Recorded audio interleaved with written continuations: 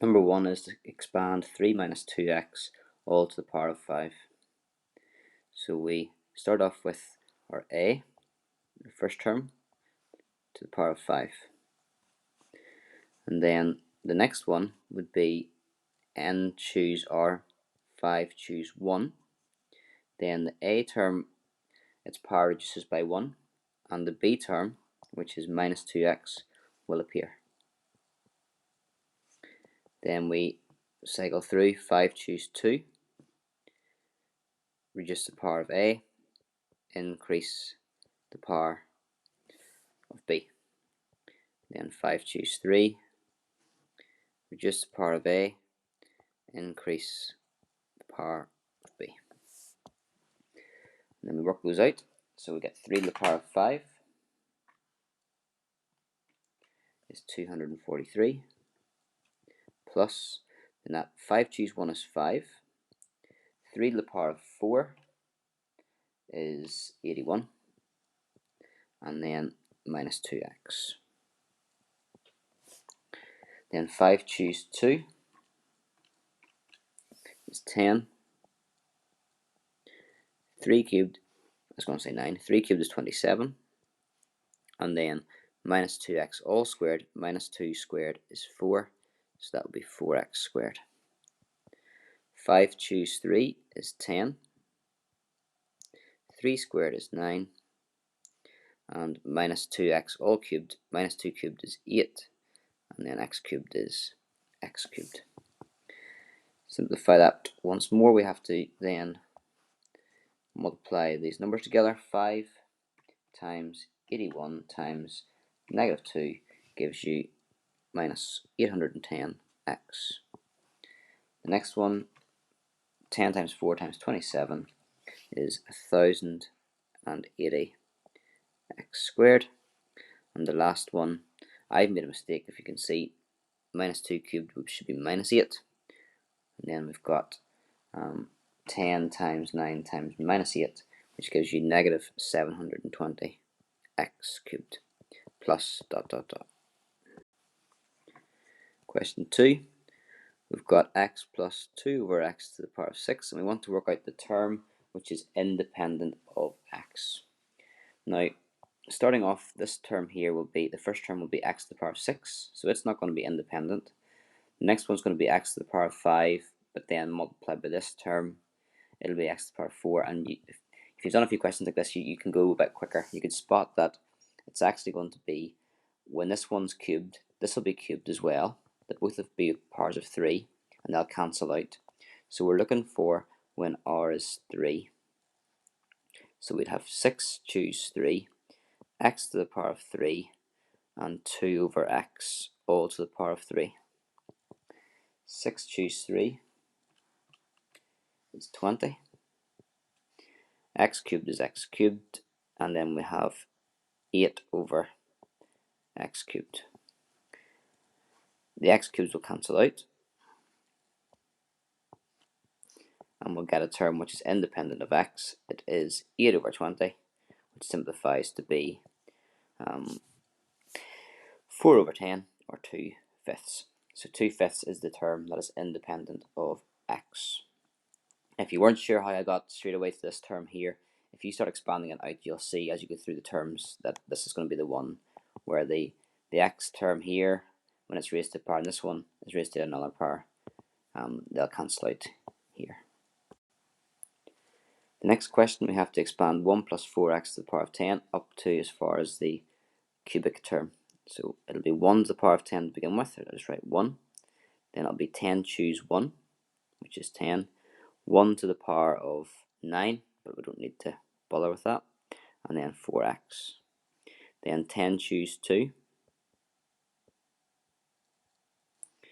1 to the power of 8, which you don't need, and 4x squared. Then 10 choose 3. 1 to the 7, 4x cubed, all cubed, I should say. So that's 1 plus 40x. 10 choose 2 is 45. 4 squared is 16. So it'll be 45 times 16 squared. 10 choose 3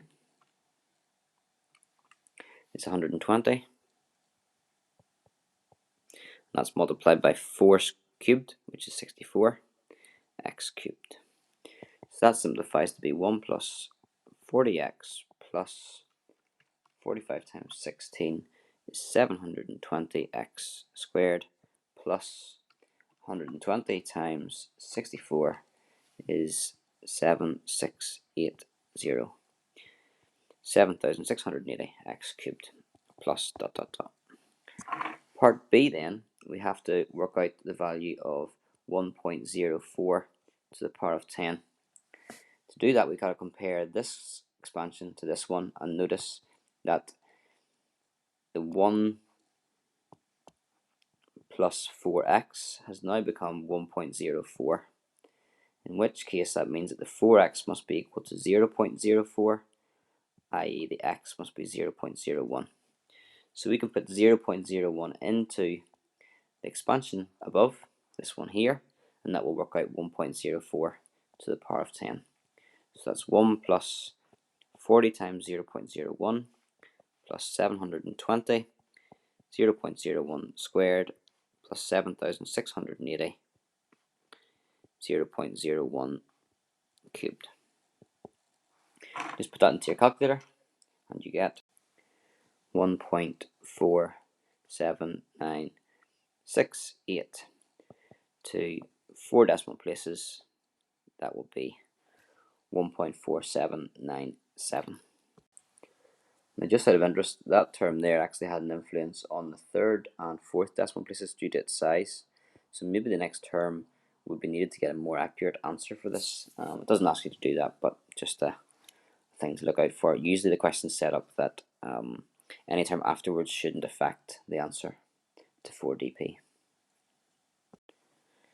In this question, we have to expand 2 plus x squared plus x all to the power of 10.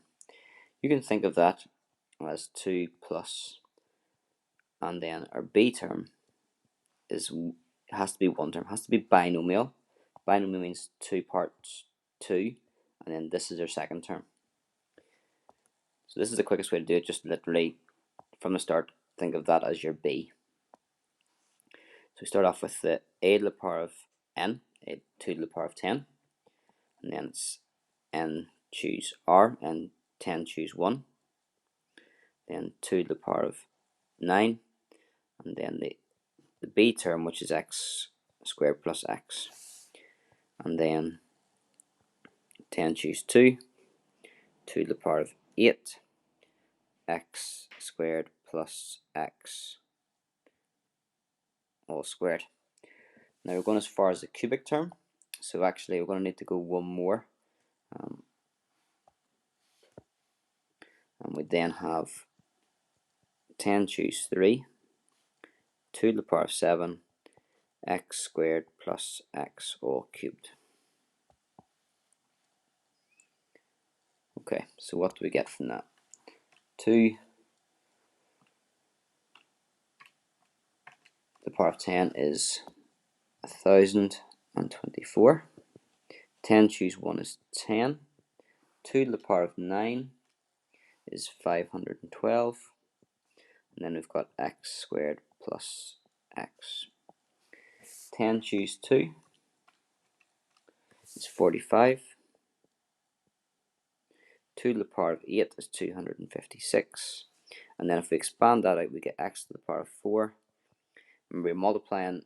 When you multiply this by itself, you're not just squaring the x squared and squaring the x, you're timesing the whole bracket by itself. So you should get 2x cubed plus x squared. 10 choose 3 is 120. And then we get 128 for 2 to the power of 7. There's a lot going on there, but we only need to go as far as the x cubed. The smallest term here will be x cubed. I'm just going to write x cubed here, but I'll actually show you why it's going to be x cubed. So it is x squared plus x x squared plus x, x squared plus x. When you expand the second two brackets together, I've already done that below, that gives you x to the power of 4 plus x cubed, which is 2x cubed, plus an x squared. When you go to expand that out, this is a power above 3, this is a power above 3, and this is a power above 3. This will give you a power above 3, as will this. The only one that's going to be relevant is that last one, x times x squared, which is the x cubed, which is what I put down there. The other terms will have higher powers. Okay, trying to simplify all that then. What do we have? We've got 1024. We have 5120x squared and 5120x if you expanded that bracket. We'd have 45 times 256, that's 11,520. So we'd have 11,520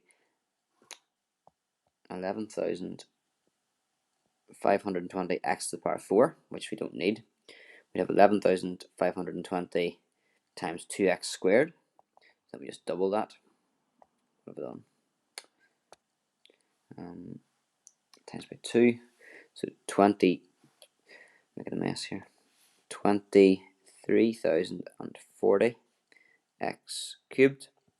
And then we'd have 11,520 x squareds. The next one, 120 times 128 is 15,360. So we'd have that many x cubes. We then collect our like terms. So we've only got one constant, 1,024. X's, we've got 5,120x, no other x terms. X squareds, we've got two terms in x squared, these two. So if we add them together, we get 16,640 x squared, and then the cube terms, these two here, which would be 23,040 plus 15,360 gives you 38,400 x cubed. And the last question, we've got 1 plus ax all to the power of n. If that's equivalent to 1 minus 18x plus 135x squared, find what a and n is. I should be complete there, saying it's not exactly equal to that. There will be more terms onto it. To do this question, we need to use a different expansion. We need to use, without using the NCR, we use it right out in the long version. So we've got 1 plus ax to the n. That will give you 1 plus nx, and our x is ax. When we say x, we actually mean the second term b, plus n, and then n minus 1 over 1 times 2, x squared. In this case, x is ax, so ax squared, all squared, plus dot dot dot. So 1 plus anx plus n minus 1 over 2 a squared x squared, that should be equal to this here. So that tells you the 1 should equal 1, which it does. Minus 18 should equal an. So an equals minus 18. That's by comparing the coefficient of the x term. And then if we compare the coefficient of the x squared term, we should get that n minus 1 over 2 a squared equals 135. We then try to solve them simultaneously. We'll do that by substitution. The a is equal to minus 18 divided by m, and then a squared would be equal to the square of minus 18, which gives you 324, divided by the square of n, which is n squared. We can then substitute that into the right hand side. However, I'm going to get rid of that 2 first of all. So we have n minus 1 a squared equals 270, and then n minus 1 324 over n squared. Because that's a fraction, I'm going to try to multiply this all together, make that as a fraction too, just over 1. And then we can cancel out on the numerator, we've got an n, on the denominator n squared, so that cancels down to just n. On the top then we'd have 324. It's multiplied by n minus 1, so times it by n, times by minus 1. And then we need to have the bottom line has an n on it. And we get 270. So I'd multiply both sides by n to get rid of the denominator, get rid of the fraction, which gives us that. Bring 324 to the right hand side, and end up with, on the left hand side, 324 minus 270, which is your 54. So 54n. And 324 divided by 54 will give you that n is 6.